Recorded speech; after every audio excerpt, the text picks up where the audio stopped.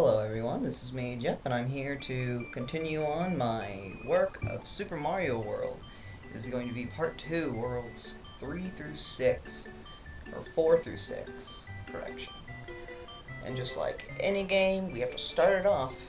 And for the meantime, yes, I am starting on the 96, but you will be very surprised that I'm still right where I started.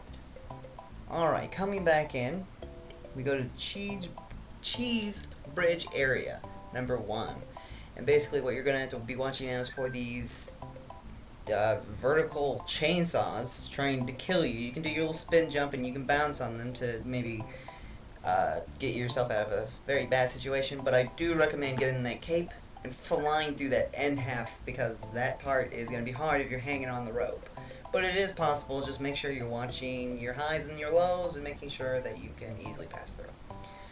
Now we're going to continue on to the next area, and this is just a Monty Mole level. They're going to be everywhere. And as you can see, they are literally everywhere. Be careful, make sure you try to come up with just more than little Mario, but just like most other levels, it should be relatively fast and relatively easy. Just be careful.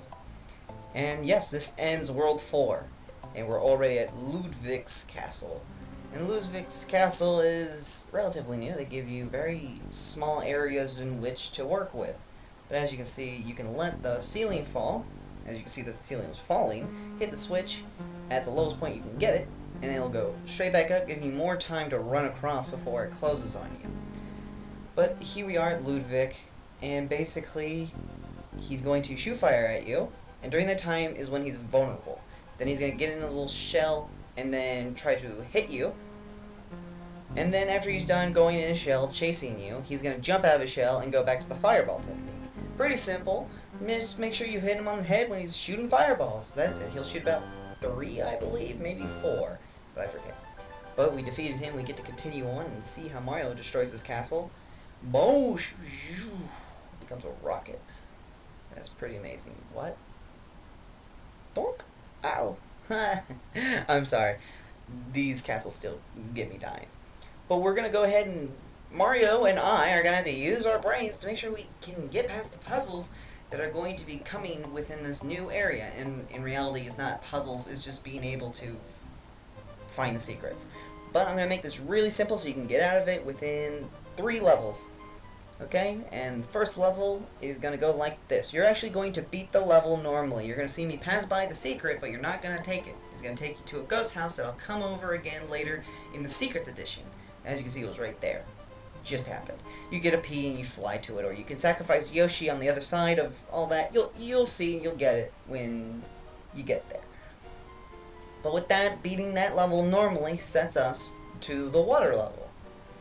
And just like many other levels that you've seen me do before, this one will lead us to a switch. And I'm going to go ahead and I'm going to show you that switch secret first.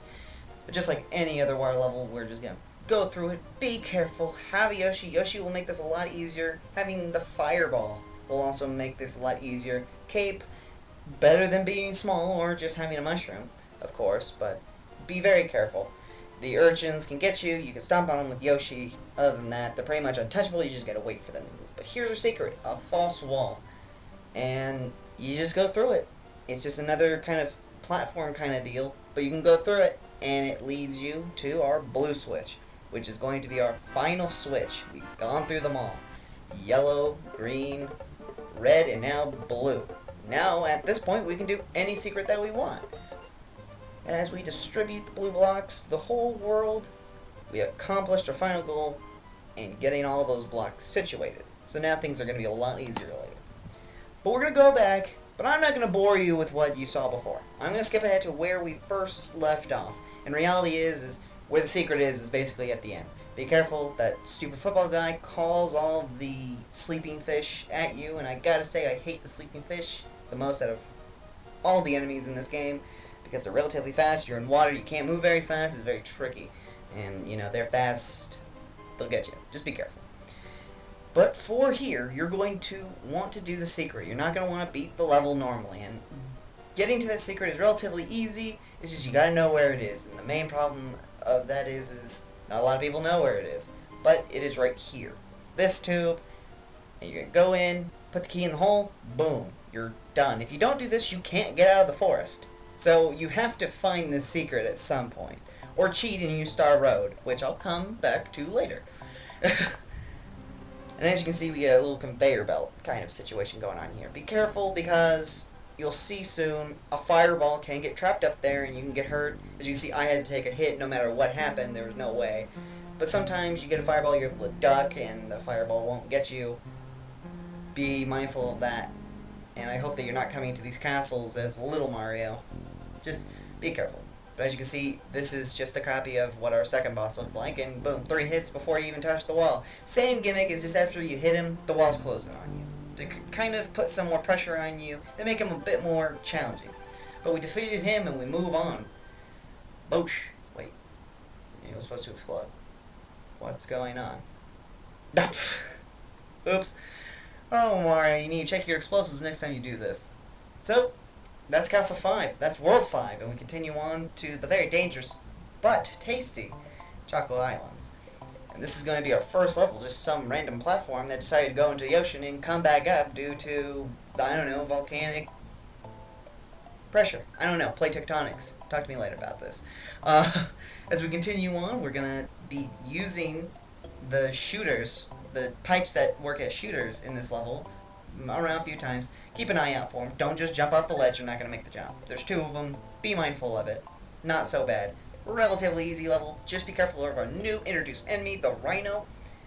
I don't know if that's their real name, but the big ones, it takes 2 hits, and they transform into a little one. The little ones breathe fire. And as you can see, now we have another new enemy. I don't know if this character's been introduced. The fishing guy with the fire. Just be careful, don't touch the fire. It'll kill you. Or it'll take 1 hit, and I don't know if he disappears or whatnot, but as you can see, now we're introduced to the cement boos, and you're going to want to take them to where that door was. The door is your exit. If you continue on, it'll loop you, if I'm correct. Just like every haunted house, there's always a trick to it. Find out the trick. Level's pretty easy. As you can see, I did that relatively fast with the power of editing. But in reality, it is fairly fast. Alright, we're going to mosey on to Chocolate Island number 2. This is our second level of our islands. And there's going to be a quick note I'm going to have to tell you, especially when you're going to see me standing there for however long. See how I'm just waiting? Take a look at my time. It's past the 150 mark, lower than 150, and that allows me to get this ending. If you go before 250, at that point where I stopped at, you'll get a secret, and it'll take you to where that tube is. But I'll come back to that, like I do everything else, on the Secrets Edition.